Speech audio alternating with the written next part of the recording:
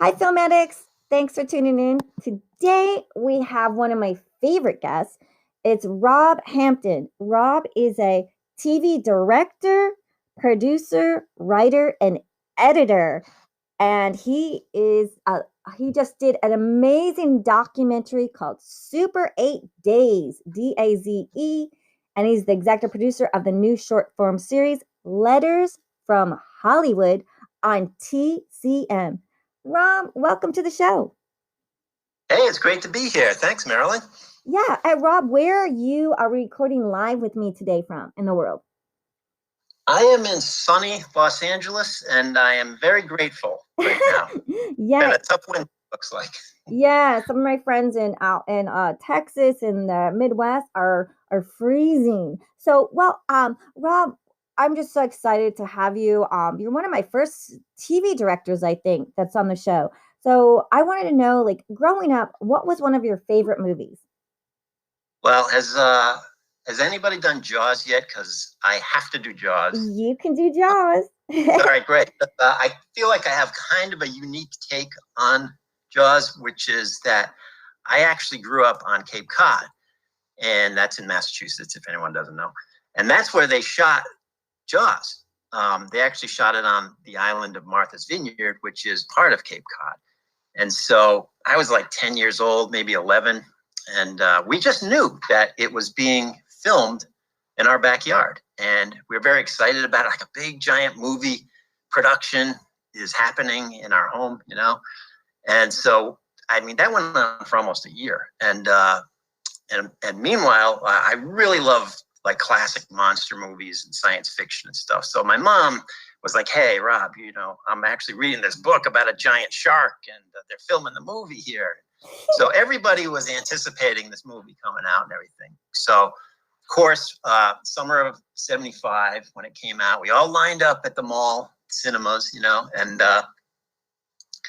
it was just so cool to like, you know, I'd been going to a lot of movies even earlier than that, but this was like the first time that like the theater was just packed all day long and there was lines outside and we were all laughing and screaming at the same things and we were seeing our the beaches and the ocean that we were used to, and it just was so cool, you know. That was a great one. Yeah. I went 4 times. I remember I actually went 4 times, you know. Yeah, when movies, remember when you just watch movies over and over again? Well, I was in Florida, so I didn't want to watch that movie over again because then I was scared of the ocean. I was like, something touched my foot. But you know, it's funny because when people say a movie changed their life, like you got to point at Jaws because like people didn't want to swim. That really is changing your life, you know? Yeah. And so you became this fabulous TV director, writer, producer. I want to know, is there a Criterion film that inspired you? Oh, you know what?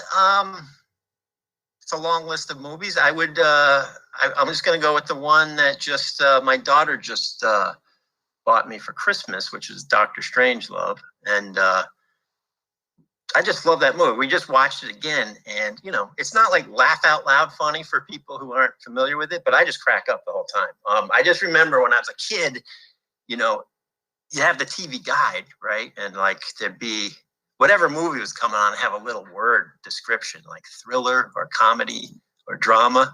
And Dr. Strangelove had satire. Like, what? What's a satire? You know, it's like, you know, I'm really intrigued. So, you know, I would watch that, and it was just great to see it again recently. And obviously, they got some great extras on there, and the artwork and all that stuff. So, yeah, but. Peter Sellers just blows your mind. All those 3 characters. Well, I had to tell my kids, I'm like, you know, that's the same person, you know, each time. You know, like what? Oh, wow. So yeah, it's kind of crazy.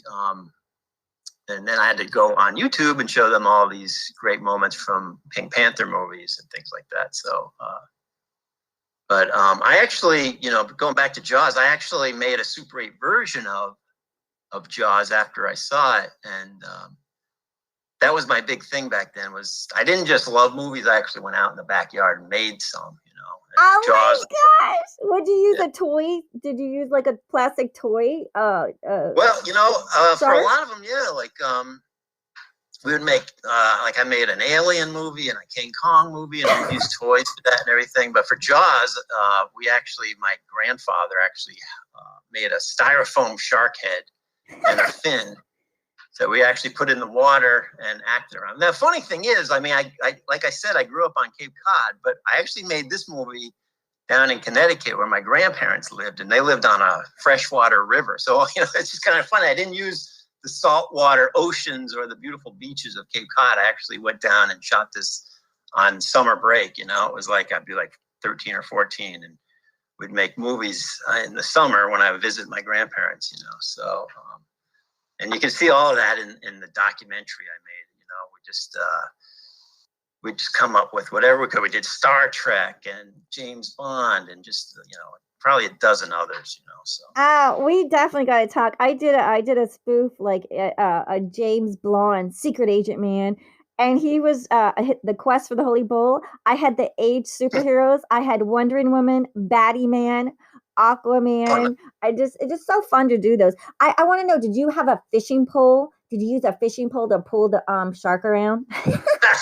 Well, we did have, there was a point where we did use a rubber shark. It's weird. Like now, today, the kids have a million toys they can pick from, on eBay or any, Target or Walmart and everything. But, there's only like 2 or 3 rubber sharks that were in existence back then. So I found one. We painted it gray because it was blue.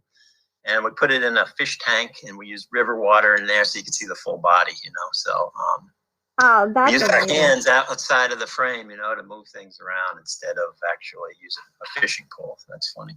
Well. So we get all the neighborhood kids and even adults to play victims. It really became like this neighborhood event, That's awesome. Yeah, that's amazing. When you could be around people without a mask, that's amazing. So one of your so would you say one of your favorite filmmakers then would that be Spielberg? And then could you tell us one of your favorite film shots? Because you're a director. We love learning about film shots here on the show. Well, yeah, definitely back then because again, I was just a young teenager. So the idea that like Spielberg was like 27 or younger, even making these big movies, like we were just kind of grew up with the fact that, or the idea that. Directors were in suits and ties and looked like Alfred Hitchcock and were older.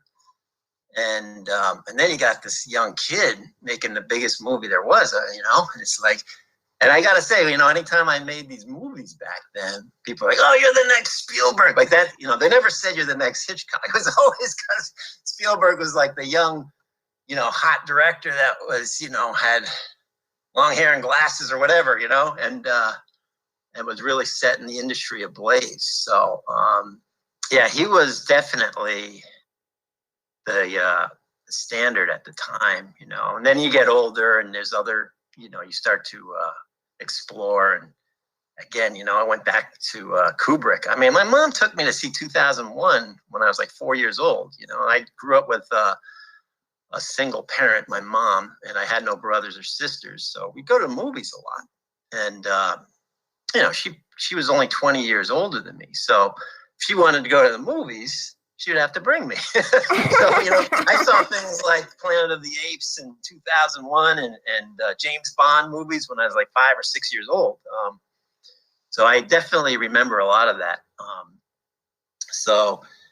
But yeah, so if you want to hear, I'll just stick with Jaws. Like as far as a cool shot, I really love the shot where the estuary victim. I didn't know what an estuary was for the longest time, but they me neither. They list him as the estuary victim, but it's the guy in the rowboat that flips over. Okay, so there's a shot of him swimming back to the rowboat, and you get a real quick glimpse of the shark's head under the water, like just like a foot under the water. And it's like, I just remember everyone like, whoa, like it's like burned. That's kind of scary image, just burns into your brain, It's like, is that the shark? Oh my God, it's way bigger than I thought. Like we didn't have any idea how big it was. is. And like, I like to watch movies now and pretend I've never seen them or I don't know anything about them, even if I've seen them a dozen times. And so that shot still resonates, you know. And later on, when like Brody is chumming and throwing the guts, the fish guts out, and the shark pops up, it's kind of like you still scream because now it's confirmed how big the shark is, right? Like you got this hint of it with the estuary victim, but until you really see it out of the water later, you don't realize where your eye's deceiving you, you know. So I just love that shot, you know. Oh yeah, what a master storyteller that is. Like, how, I mean, was he just born brilliant, like genius? You know? Well, it feels like he just kind of, you know, studied the greats, you know, and I think that's something people need to do, you know. Yeah, that's what we encourage people here. Like, study the Criterion Collection. Some people don't even know what the Criterion Collection is. Build on to it. Yeah, and they're like, "Thank you so much for the show. We didn't know what it was, but yeah." And like, all your guests are telling us these amazing stories. So yeah, thank you so much.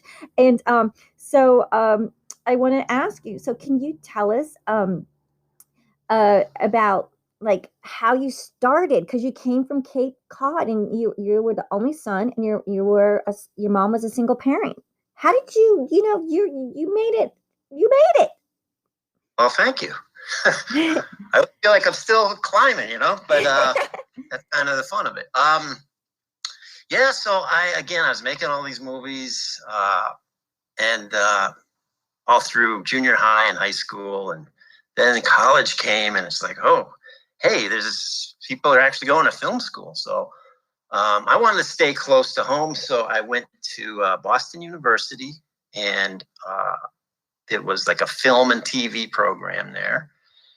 And you had to do both. You couldn't just do one or the other. So I did that. When I graduated, you know, Cape Cod is as far away from, you know, Hollywood as you could get, still be in this country, you know.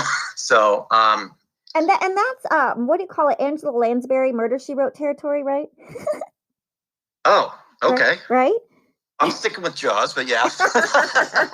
Yeah, okay. No, so yeah, so I didn't know what to do or where to go, and it just was lucky enough that my mom was making a commercial for her real estate company on the Cape Cod, and I went to help, and the crew were like, "Hey, we got a new TV station, and you know, you should come by. We need people who have any interest in this at all." So I went there, and I stayed there for 4 years, and I ended up there. First of all, within a year, I was directing talk shows, like live talk shows. It was a great place for young people to learn TV and actually get their hands on great equipment and learn the real business, you know.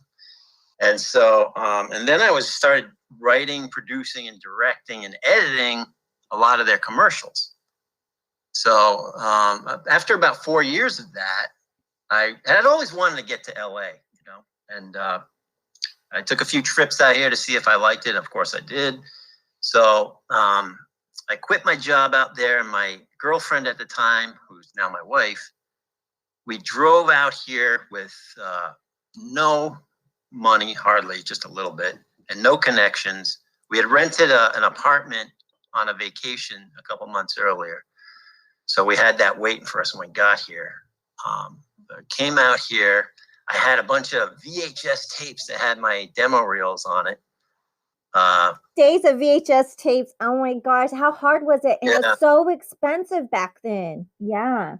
So you came out here with because nothing. I worked at a TV station, I was able to make like, you know, 10 or 12 copies of my demo reel, which was like a 5-minute tape of my best commercials. And they were just local commercials, you know, of like a hardware store or a car dealer or something like that. But we had some pretty good production value at that TV station. So I came out here, and I couldn't find any work. I just hung out that whole summer. Luckily, my girlfriend was like the manager of the Gap back in Cape Cod. So she was able to get work right away. And that was a big deal. Like if anyone's thinking about coming here, you know, it really helped to have somebody who actually can get a job and make a paying job, a one that pays. Yeah. So I just would go down to the 7-Eleven every day and look at the help wanted, you know, ads in the back. And I'd send out my resume, and sometimes, the tapes were sacred because he only had a few of them. So you would just make sure that those went out to people who really were looking for what you could do. But I really couldn't do anything. I had also made like a couple short films back there that were like 20 to 30 minutes, and I was passing those around trying to get directing work. But just didn't really have any luck. Finally, I just went to Roger Corman's studio. If anyone doesn't know who that is, he's like the king of the B movies, especially science fiction and stuff in the 50s and 60s. All these great legends got their start with him, directors from James Cameron to, Joe Dante to Scorsese. Everybody went through his little studio. And I just had loved all his movies that he made, the science fiction movies. Like I knew them by heart and everything. So I ended up just walking in there one day, and they let me work for free. Oh boy, nothing.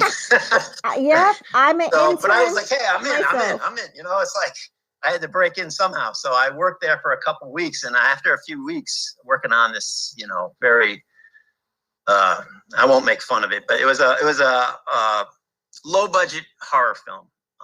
Called The Unborn. And I didn't even get to really see them shoot the damn thing because they put me outside yelling at construction workers to be quiet while they were shooting. That's what they really needed me to do, is just keep the place quiet, because it wasn't really a sound stage. It was kind of like a warehouse hangar type studio. So everyone had to be quiet outside. So they took pity on me and sent me to a job interview on the Warner Brothers lot. And I was like, I don't want to do this. This looks like an office job. And it was, but I walked into the office and it was Joe Dante's office. Now he's the guy who directed Gremlins and The Howling and Inner Space and a bunch of others. And I was a big fan, and I didn't know it was his office till I walked in there and I saw Gremlins hanging out, props and things hanging from the ceiling. And I was like, oh my God, I'm working here. If I can work here, I'm going to work here. I want to work there. It's pretty cool and intimidating when there's a pass for you at the front of the Warner Brothers lot, and you get on and then you go park in the lot, and you're like walking around where they shot Casablanca and everything. And so I took that job, and I was like an assistant in his office, and I got to drive him around because he was from New York and didn't really know how to drive or have a license. So someone had to drive him everywhere, drive him home, pick him up, and we'd talk about old movies. It was just a lot of fun. But and that was at the exact same time his partner in the office was producing the movie Newsies, the musical for Disney. And so I became a PA on that. And so I had this beat up car that I inherited from my grandmother, a little Nissan Pulsar. And they're like, Christian Bale is the star of this movie. He's only 16 at the time. And they're like, he needs to be driven around to singing lessons and dancing lessons and all these other things, because he was a great actor, but he didn't know how to do those things. They're like, well, you do that. And I'm like, okay, sure. So I'm like 26 and he's like 16, and we're driving around LA going from appointment to appointment. And then sometimes we'd stop and, shop for CDs or whatever. And so that was a fun experience. And then when that movie ended, I moved on to other things. I became an assistant on the movie Freaked. I was Alex Winter, his assistant. He was the co-director of that. So I was an assistant to him and his directing partner, Tom Stern. And that was another great one where I got to drive Brooke Shields around for a couple of weeks. And, you really see how the other half lives when you go shopping for shoes with Brooke Shields. Were they like a minimum of 5,000? How people fall over. How about this one? How about this one? What's this? Try this. So the red heel soles. Yes, please. Jimmy Choos. Yes, please. Anybody wants to give your girl here a Hermes purse or any of those, I'll take them. Yeah. This was on Melrose Ave, so it was like pretty fun. And we were the same age, so I kind of liked hanging out and walking around. Oh, wow. And then people wonder, hey, who's that guy? Wait. I remember I had to pick her up at the airport one time, and all these flash bulbs went off, and I was like, I went running and looking through the trays. I didn't find myself. Anyway, so after a few years of that, I played a zombie in Return of the Living Dead 3. That was kind of fun. Oh, my God. I was just doing whatever job I could. Back to Roger Corman. I was designing movie posters for him for a couple of weeks. I never met him, which would have been awesome. But, I worked for his company where they actually used to draw movie posters before they would go to the Photoshop expert who probably charged a lot of money. So they would give you stills from the set or publicity stills they took, and you would like kind of draw and sketch, what the poster might be. And you would just keep drawing, different people from different photos overlapping each other and stuff and framing them a certain way until they liked it. And then they would go actually take the negatives of those photos and build what you drew. So that was a weird thing to do. But anyway, I just couldn't make any money. And it was the furthest thing from directing and producing, which I had been doing back on the Cape Cod. So I basically found another ad in the Hollywood Reporter, and they're like, hey, we need a producer for a music video TV show. And I'm like, oh, I've worked on something like that, and I can do that. So I went and interviewed for that. And they gave me a test show where I actually did an episode, and I beat everybody, and I got that job. And I really didn't even want it very much. I was out here for movies, I didn't want to go back to TV. But, they sat me down and told me how much money they were going to pay me every week. And I was like 28 years old. I was like, oh my gosh. I came home after taking the job. I turned to my fiance at that time. I'm like, we're getting a new car and we're getting out of this crappy apartment. That is amazing. Did, So, and we were able to pay for our wedding and all this kind of stuff that,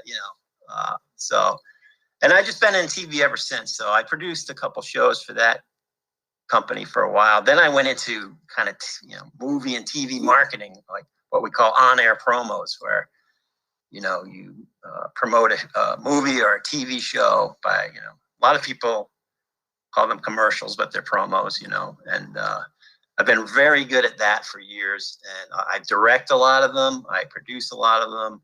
And I edit a lot of them, sometimes all of those things. And I've had other great jobs along the way.